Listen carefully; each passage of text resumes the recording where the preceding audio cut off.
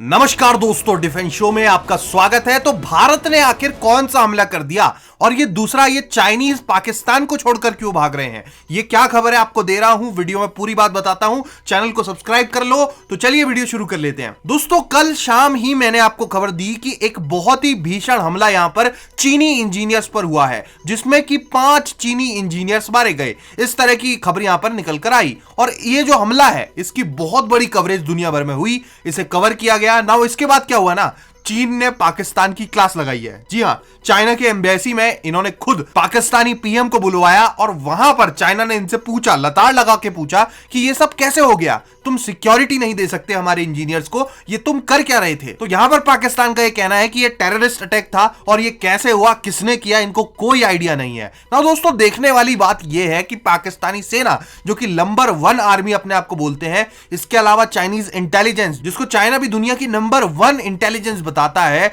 उनको कोई आइडिया नहीं है कि अटैक आखिर किया किसने है। और टीटीपी जो है, तहरीके तालिबान पाकिस्तान, उसने अपनी इन्वॉल्वमेंट से मना कर दिया है। उनका कहना है कि हमने ये हमला नहीं किया है और ऐसे ही अभी तक किसी भी संगठन ने इसकी जिम्मेदारी नहीं ली है। तो ये मामला फंसता हुआ दिख रहा है। और इसके साथ ही साथ अब क्या है कि पाकिस्तान आरोप लगा रहा है भारत पे। अब इनके पास कोई सबूत तो है नहीं भारत के इन्वॉल्वमेंट के, लेकिन दबे रूप में कई पाकिस्तानी कह रहे हैं कि हो ना हो ये हमला भारत ने कराया है, क्योंकि जहां पर यह हमला हुआ है वहां पर चाइना का जो सीपेक प्रोजेक्ट है उसके तहत काम चल रहा था और इस हमले के बाद भारत का ही सबसे ज्यादा फायदा इससे होगा। तो इसीलिए ये कह रहे हैं कि हमला भारत ने कराया है ना। इसके इन्होंने कोई भी सबूत दिए नहीं, लेकिन इसके बाद एक बड़ी विडंबना ये पैदा हो गई है कि सिर्फ यहीं पर नहीं बल्कि एक दूसरा डैम भी है, वहां पर भी काम चल रहा था। तो वहां पर भी कई सारे चाइनीज वर्कर्स थे, इंजीनियर्स थे। इस तरह की रिपोर्ट्स आ रही हैं कि ये सारे चाइनीज वर्कर्स भाग गए हैं क्योंकि उनको भी मारे जाने का डर है। और ये कोई पहली बार नहीं हुआ है, चीनी वर्कर्स पर हमला जो है वो लगातार हो रहे हैं और इस तरह के 2 से 3 हमले हर साल हो जाते हैं बड़े,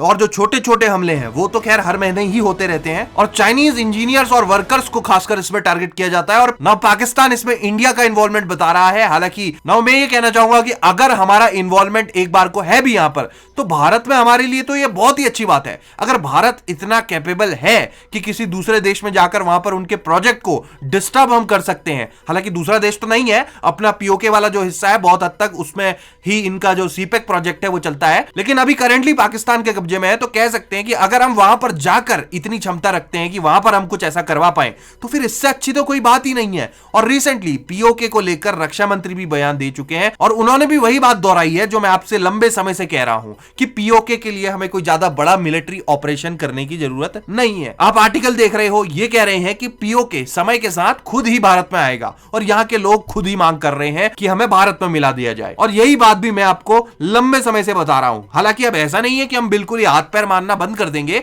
मिलिट्री ऑपरेशन हम करेंगे, लेकिन उससे बड़ा रोल जो होगा वो वहां के नागरिकों का रहेगा और पीओके वापस से भारत में आएगा। हालांकि चीन इसमें बहुत जोर लगाएगा कि ऐसा ना हो, क्योंकि चीन ने बहुत मोटा पैसा इन्वेस्ट किया हुआ है पीओके से, जो भी सीपेक प्रोजेक्ट होकर गुजरता है यहां पर। तो चीन कभी भी नहीं चाहेगा कि उनका जो पैसा है इंफ्रास्ट्रक्चर बनाने में जो खर्च हुआ है पीओके में, वो भारत में वापस आकर मिल जाए। तो हमें चीन का जो खतरा है उसे भी ध्यान में रखना पड़ेगा। तो देखते हैं, अभी तो खैर इनकी स्थिति वैसे ही गंभीर चल रही है। चाइनीज वर्कर्स, इंजीनियर जो भी हैं वो सब पाकिस्तान छोड़कर भाग रहे हैं। बताओ आपका क्या कहना है इस बारे में, कमेंट सेक्शन में लिखो और ऐसी ही अपडेट्स के लिए चैनल को सब्सक्राइब जरूर करो। जय हिंद, वंदे मातरम।